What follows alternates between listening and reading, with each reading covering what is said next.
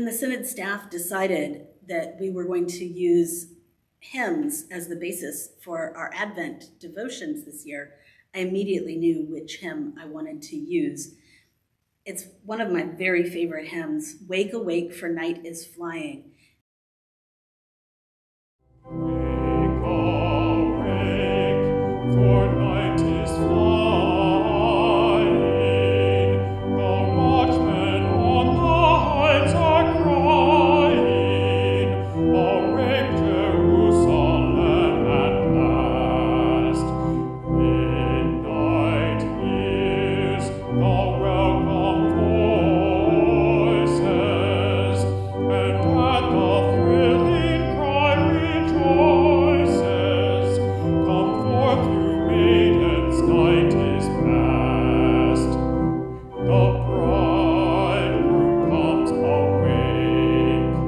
Your lamps with gladness take. Alleluia. Rise and prepare the feast to share. Go meet the bridegroom who draws near. Zion hears the watchmen singing, and there her heart with joy is springing. She wakes, she rises from her gloom. Her dear friend comes down all glorious, the strong in grace, in truth victorious. Her star is risen, her light is come. Now come, O blessed one, for Jesus, God's own Son. Sing Hosanna, O hear the call, come one, come all, and follow to the banquet hall.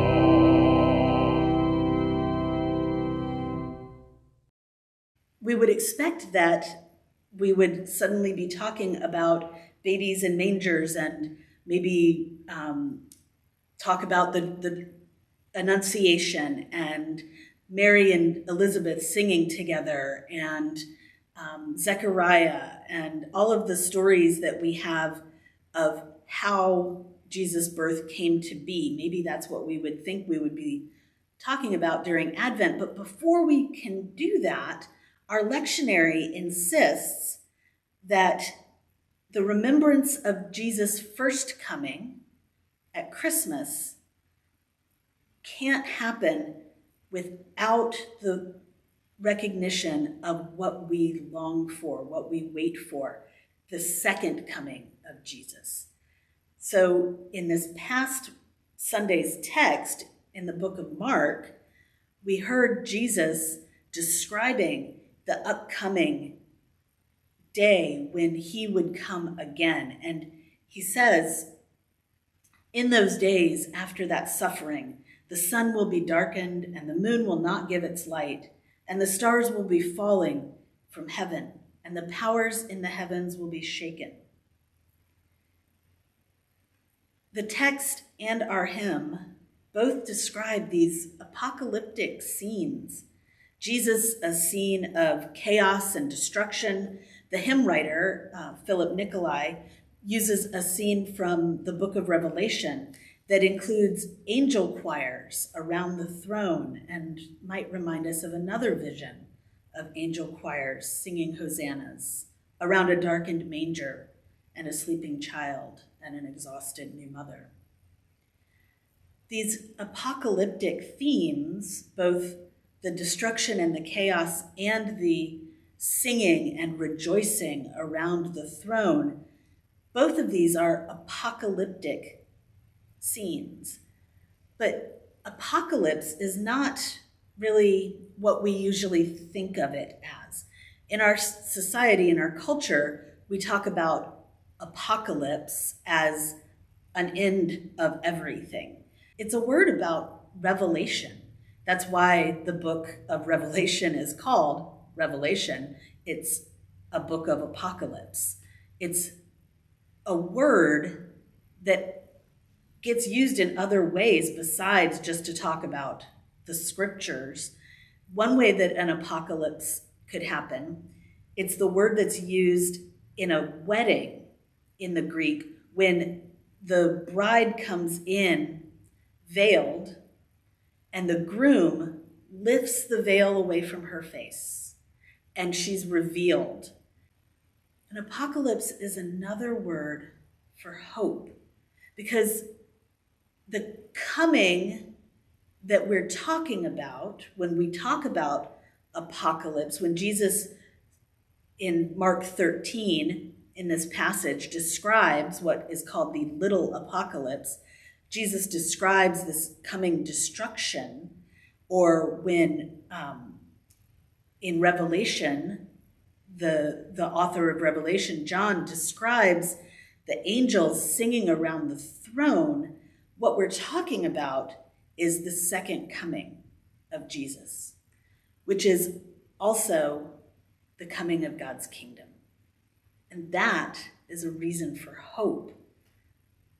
It's a hope that the world will not always be as it is, that God will continue to do what God has always done, that God will continue to draw creation out of chaos, just as God did at the beginning of all things.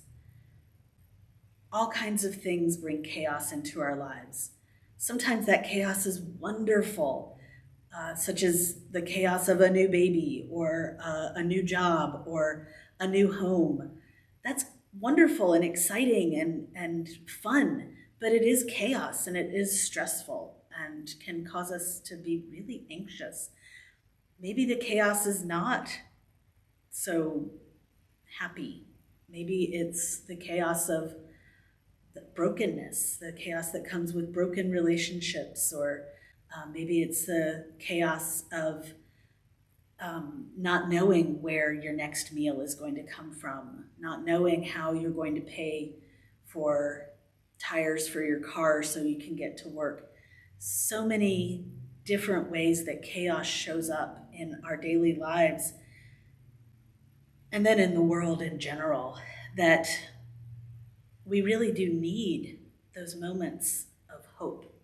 We need those unveilings, those apocalypses that can remind us that God is present and God is active. We don't have to wait for the second coming to know that God is active in the world, because we are the body of Christ. We are God's hands and feet in this world, and we are here. Our hope is in God's intention, God's promised and preferred future for us. And that future hope is a hope that works its way into our present reality, so that we get up every day renewed in our baptism, renewed as the body of Christ, renewed in our hope. Which is why both Jesus and our hymnody remind us to stay awake. Jesus says, "Beware, keep alert, for you do not know when the time will come. What I say to you, I say to all, keep awake."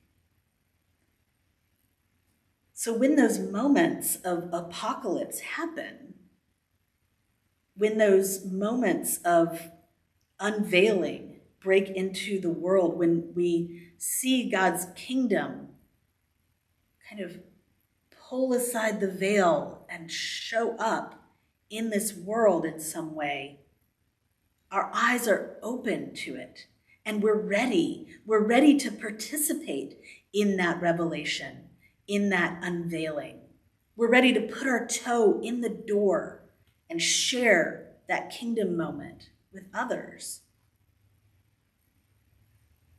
When the bridegroom comes, when the veil is drawn back, when the kingdom breaks in, those who are awake can rise and prepare the feast to share.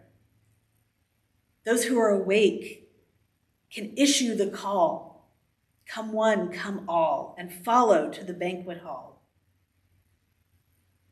And as our hymn concludes, there we will go, what joy we'll know.